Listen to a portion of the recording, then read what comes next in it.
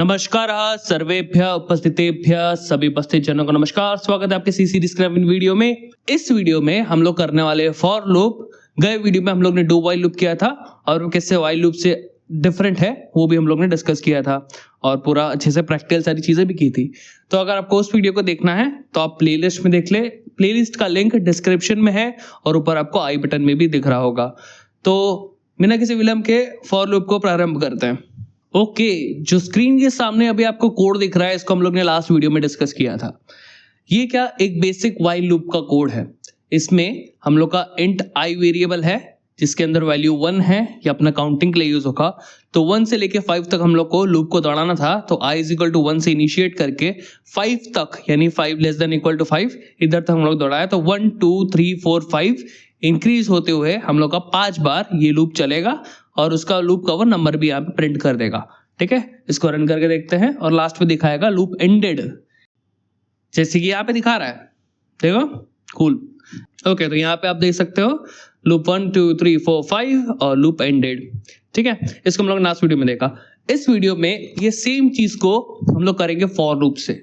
और for loop से करेंगे तो ऐसा क्या हो जाएगा कि मतलब फाइल लूप से तो काम हो ही रहा है ना अपना, फॉर लूप में ऐसा अलग क्या है वो हम लोग यहाँ पे देखेंगे।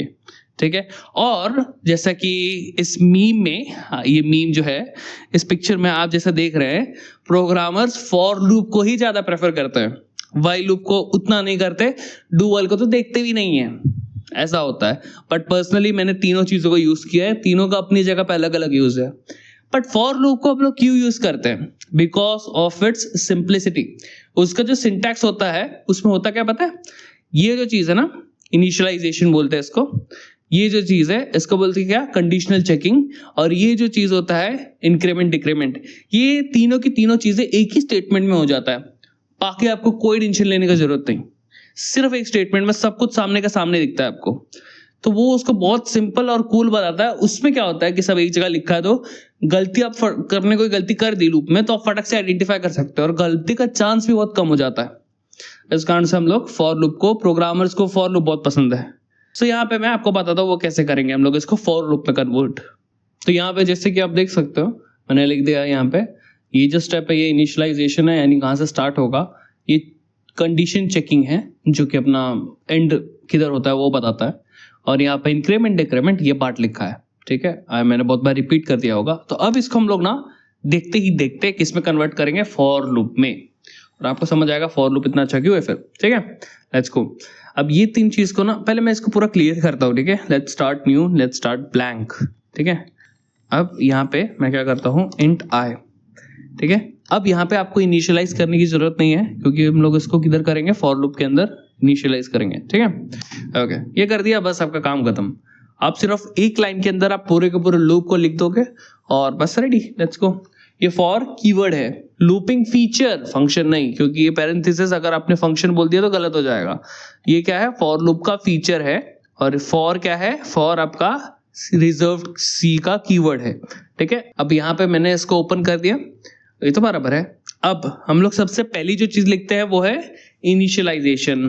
कहां से स्टार्ट होगा, 1 से कहां तक जाना है, आई लेस देन इक्वल टू कितना, 5, फिर 10 8 जितना भी चाहे उतना कर लो, अभी 5 कर रहे हैं पिछले 5, और फिर आई प्लस प्लस, माने हर एक स्टेप पे इंक्रीमेंट कैसे हो। ठीक है, बस इतना, बस इतना। और कितने अच्छे से आपका लूप पूरा का पूरा लिख दिया गया है, माने किधर स्टार्ट होगा किधर एंड होगा, हर एक स्टेप में क्या इंक्रीमेंट होगा। That is it. इतना सिंपलिस्टिक है प्रोग्रामर्स के लिए, इसके लिए ये सबसे फेवरेट है। ठीक है, बहुत हाईली कस्टमाइजेबल हो जाता है। और क्योंकि सब कुछ एक जगह पे लिखा है ना, अगर कुछ एरर किया होगा आपने फॉर लूप में इजीली आप आइडेंटिफाई कर पाओगे। मैं इसको दूसरी बार रिपीट कर रहा हूँ ये बात को, लेकिन हाँ ये है। ठीक है, अब इस वो जो पार्ट था उसको यहाँ पे लिख देते हैं। आप फिर से लिखते हैं, हम लोग क्या लिखेंगे, परसेंटेज डी या आई, आप दोनों लिख सकते हो, मैं डी ले लेता हूँ कंफ्यूजन ना हो इसके लिए। ठीक है, यहाँ पे लिख देता हूँ मैं लूप, और इसको डालता हूँ मैं ब्रैकेट में ताकि कूल दिखे। यहाँ पे मैं डालता हूँ स्लैश एन डाल देता हूँ वरना सेम लाइन पे आ जाएगा। और यहाँ पे आई की वैल्यू को है तो आई मैंने लिख दिया। ठीक है, अब अगर इसको मैं रन करूं तो यहाँ पे आप देख रहे हो आपका लूप जैसा हम लोग का डू वाइल में काम किया था वैसा ही यहाँ पे काम कर रहा है। Loop 1 2 3 4 5 loop ended. ठीक है, यहाँ पे, लेकिन आपका सिंटैक्स देखोगे बहुत ईजी लगेगा यहाँ पे। मैम फ्लेक्सिबिलिटी कैसी है आपको पता है, क्योंकि सब एक लाइन में आप क्या कर सकते हो ना, लेट्स से आपको 10 to 20 तक प्रिंट करना है, आपने यहाँ पे लिख दिया 10, आपने यहाँ पे लिख दिया 20, सिंपल, इसको रन किया 10 to 20 आ गया। अब जितने आप कितना इजी लग रहा है देखो, स्टार्ट एंड इंक्रीमेंट डिक्रीमेंट, बस। अब इसको डिक्रीमेंट में लेके जाओगे तो क्या होगा, प्रॉब्लमेटिक हो जाएगा। डिक्रीमेंट वाला पार्ट हटा देना, इसको न्यू से स्टार्ट करते हैं। लेट्स से अभी हम लोग को 10 से 20 नहीं, 20 से 10 लेना है, तो यहाँ पे क्या करना पड़ेगा आपको, सब कुछ उल्टा, 20 से 0 क्या 1 तक लेते हैं 1, लेकिन क्योंकि हम लोग उल्टा जा रहे हैं, कंडीशन हो जाएगा ग्रेटर देन इक्वल टू, 0 नहीं चाहिए तो ग्रेटर देन इक्वल टू, और यहाँ पे फिर आपका कंडीशन भी जो है माइनस माइनस हो जाएगा। बस एक ही जगह पे आपने लिखा और कंडीशन को उल्टा कर दिया। उल्टा काउंटिंग करने में क्या हुआ, पहली बात तो हम लोग 12, 19, 18, 17 ऐसा हम एक एक माइनस करते जा रहे हैं, तो आई माइनस माइनस कर दिया। उसके बाद हम लोग का 20 से स्टार्ट हो रहा है, राइट, 20 से हम लोग को कहाँ तक जाना है, 1 तक, 1 से नीचे नहीं जाना है, 0 -1 नहीं जाना है, इसके लिए हमने रखा ग्रेटर देन इक्वल टू 1। समझ गए कितना सिंपल है। तो इसी के कारण हम लोग फॉर लूप को यूज करते हैं, क्योंकि बिकॉज ऑफ इट सिंप्लिसिटी।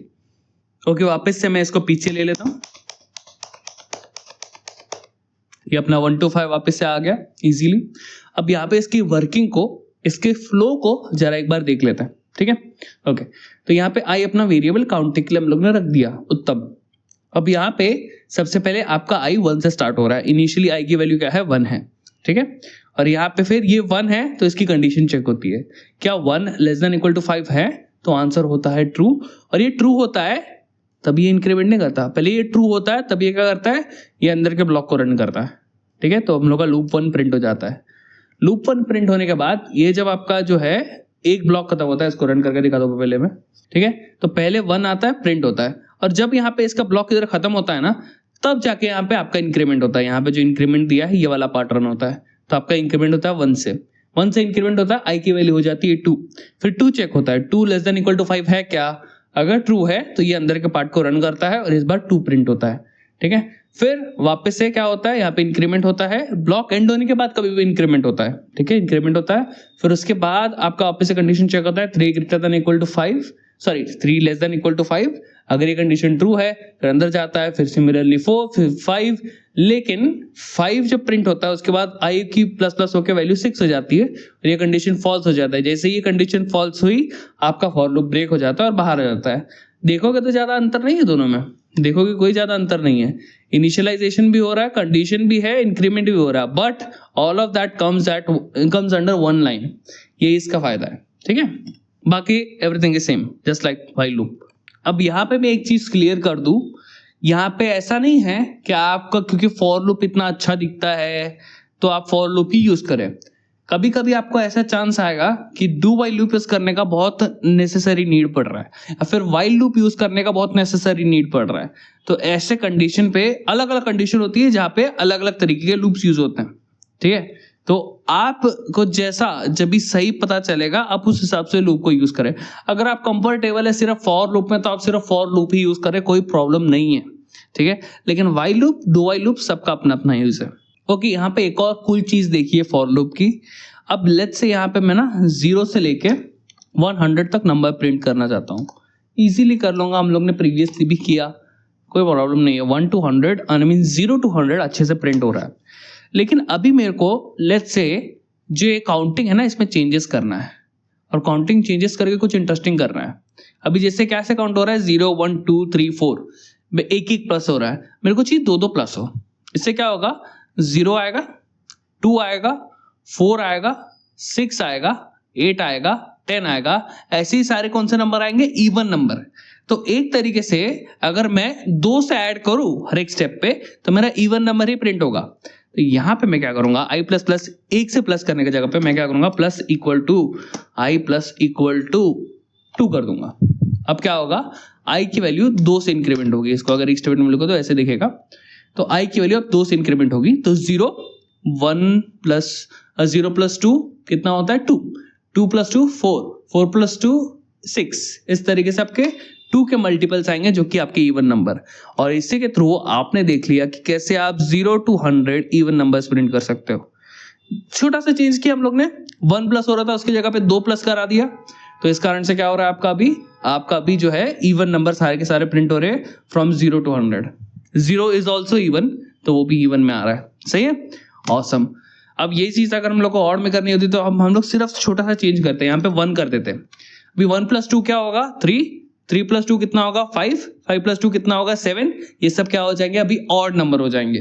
तो हम लोग क्योंकि स्टार्टिंग 1 से हो रहा है ना, 2 प्लस करोगे तो ऑड नंबर ही आएगा।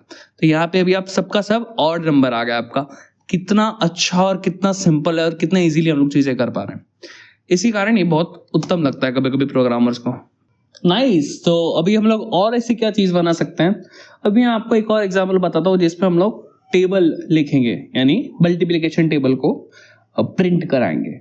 ठीक है, और क्योंकि हम लोग ने फॉर लूप सीखा है, ये चीज काफी इजी लगनी चाहिए कंसिडरेबली। ठीक है, तो आओ करता फटाफट ये पार्ट को लिखते हैं। हम लोग को ये आई वेरिएबल तो चाहिए ही। ठीक है, ये आई वेरिएबल तो चाहिए, फॉर लूप चाहिए, इसके लिए तो फॉर लिख दिया मैंने।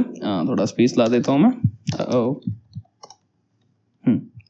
अब यहाँ पे i इज इक्वल टू कहाँ से स्टार्ट होगा हम लोग का, 1 से, और 10 तक टेबल चाहिए, राइट। मतलब 1 2 1 2 2 4 2 3 6 करके 2 10 20 तक ऐसा चाहिए, राइट। हम लोग को 10 नंबर्स का काउंटिंग चाहिए। ठीक है, तो इसके लिए i 1 से i less than equal to 10 ऐसा कर दिया, i प्लस प्लस। ठीक है, इसको ब्लॉक को ओपन कर दिया मैंने। अब यहाँ पे मैं प्रिंट करता हूँ इन नंबर्स को, प्रिंट करता हूँ। 10 बार प्रिंट करना है, 2 का टेबल इससे मेरे को प्रिंट करना है। तो सबसे पहले 2 को प्रिंट करते हैं ना, 2 को प्रिंट करते हैं। इसको मैं रन करता हूँ। यहाँ पे देखो 2 2 2 आ गया, लेकिन इस सेम लाइन पे आ गया। हम लोग को नेक्स्ट लाइन पे चेंज के लिए यहाँ पे /n लगेगा। /n दे दिया, सब 2 2 2 2 ऐसे आ गए अपने।